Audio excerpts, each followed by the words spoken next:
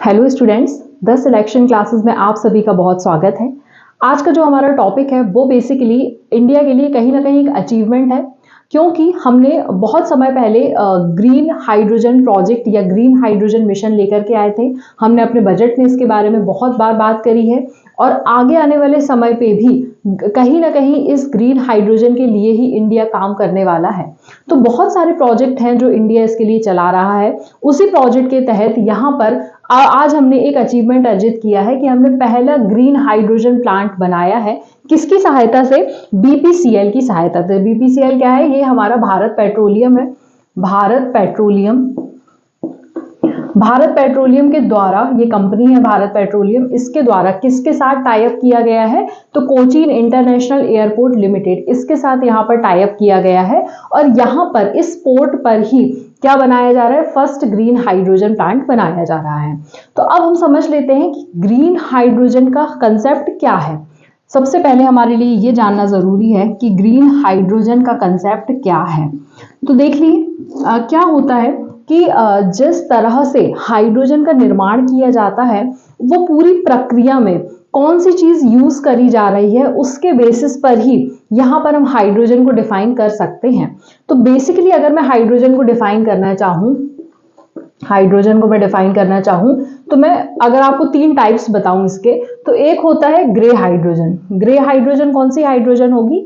Suppose अगर मैं hydrogen बनाने का काम कर रही हूँ जिसके लिए मैं क्रूड ऑयल का यूज कर रही हूँ या किसी पेट्रोलियम प्रोडक्ट का यूज कर रही हूँ, तो ये रिन्यूएबल एनर्जी रिसोर्सेज तो है नहीं हमारे, तो ये क्या हो गया? ये जिस तरह का हाइड्रोजन प्रोड्यूस करेंगे उसको हम बोलेंगे ग्रे हाइड्रोजन।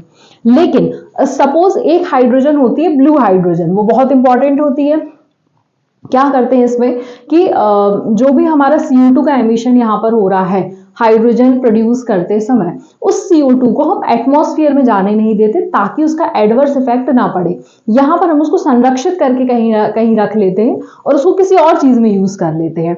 तो क्या होता है, जो हमारी कार्बन डाइऑक्साइड है वो एटमॉस्फेयर में नहीं जा पाती, जिससे कि ग्लोबल वार्मिंग की कंडीशन नहीं आती। तो कहीं ना कहीं ये वाला जो है ये बहुत इंपॉर्टेंट हो जाता है, लेकिन ये बहुत ज्यादा इसमें हमको बहुत ज्यादा पैसा लगता है, बहुत ज्यादा कॉस्टली होता है, इसलिए ये मेथड इंडिया अडॉप्ट नहीं करा है। इंडिया ने अडॉप्ट किया है ग्रीन हाइड्रोजन, जिसमें कि ये बोल रहे हैं कि जो कार्बन का एमिशन है वो बहुत ज्यादा कम लेवल पर हो, कि हम जितना भी प्रोड्यूस कर रहे हैं, या तो एक तो पहली बात बोल रहे हैं कि आप प्रोड्यूस ही ना करो, हम ऐसी चीजों का यूज करो जिससे कि कार्बन डाइऑक्साइड प्रोड्यूस ही ना हो। तो कौन सी चीजें हम यहाँ पर यूज कर सकते हैं? फॉर एग्जांपल हम रिन्यूएबल एनर्जी यूज करेंगे, जैसे कि हमने विंड एनर्जी का यूज किया, हमने सोलर एनर्जी का यूज किया। इस तरह की किसी टेक्नोलॉजी को यूज करके अगर आप हाइड्रोजन प्रोड्यूस करते हो तो that is known as your green hydrogen.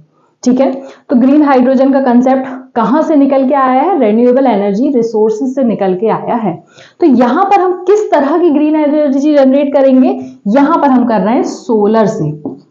तो ये किस तरह का पावर प्लांट है? सोलर पावर प्लांट है। अब कितनी ज्यादा यहाँ पर एनर्जी जनरेट करके दे रहा है हमको? तो अभी करंट में अगर मैं इसका डेटा की बात करूं तो 50 मेगावाट बहुत होता है। 50 मेगावाट का ये प्रोडक्शन रखने की क्षमता रखता है और इतना यहाँ पर हमको प्रोड्यूस करके देगा।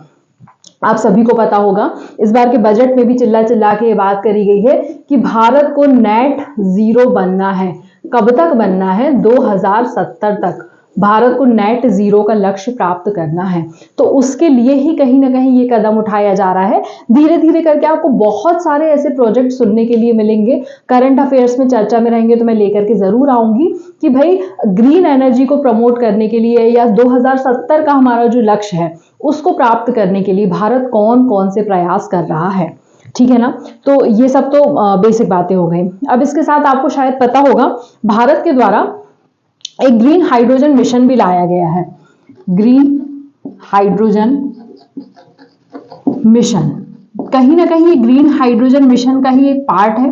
कौन लेकर आया था ग्रीन हाइड्रोजन मिशन? तो आप मिनिस्ट्री का नाम भी याद रखें, क्योंकि देखिए हाइड्रोजन ग्रीन हाइड्रोजन चर्चा में है तो हो सकता है आपसे मिनिस्ट्री भी पूछ सकते हैं। तो ministry of new and renewable energy, ministry of new and renewable energy, ये जो है ये इसके द्वारा ही ये मिशन लाया गया था, जिसको हम बोलते हैं ग्रीन हाइड्रोजन मिशन। इसके लिए देखिए अलग अलग कभी कभी प्रोजेक्ट्स भी चलाए गए हैं। एक साइट प्रोजेक्ट चलाया गया था इसके लिए, अगर आपको याद हो तो SIGHT साइट प्रोजेक्ट चलाया गया था। ये किसके लिए चलाया गया था? स्मॉल इंडस्ट्रीज के लिए। ऐसा पाया गया था कि हम देखिए एकदम से बड़ी बड़ी इंडस्ट्रीज को तो बोल नहीं सकते कि आप कार्बन एमिशन नहीं करो, क्योंकि प्रोडक्ट्स ही बहुत बड़े बड़े हैं। तो हम छोटी इंडस्ट्री से स्टार्ट करते हैं।